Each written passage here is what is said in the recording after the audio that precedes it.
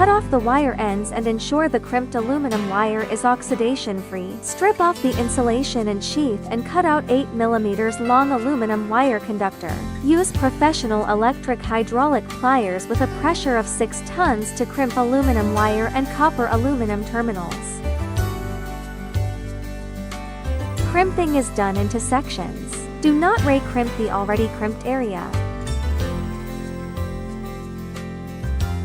The crimped terminal should be hexagonal for free, with no exposed aluminum conductor. Then, seal the crimped joint with heat shrink tubing containing built-in sealant. Then, heat the crimped joint with a dedicated electric heat gun, and the heat shrink tubing will automatically shrink and seal, prevent the crimped joint from moisture and oxidation.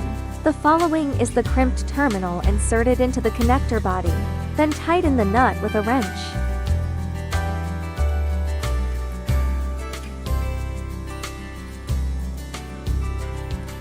The same steps are followed for the other.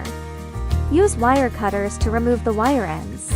Use wire strippers to strip the insulation and jacket. Cut out 8 mm long aluminum wire conductor. Continue to crimp aluminum wire and copper aluminum terminals with professional electric hydraulic pliers with a pressure of 6 tons. Press twice. Do not re-crimp the area that has been crimped. Continue sealing the crimped joint with heat shrink tubing, which has built-in sealant. Then, heat the crimped joint with a dedicated electric heat gun. The heat shrink tubing will automatically shrink and seal, prevent moisture and oxidation in the crimped joint. Insert the crimped terminals into the connector body. Then tighten the nut with a wrench.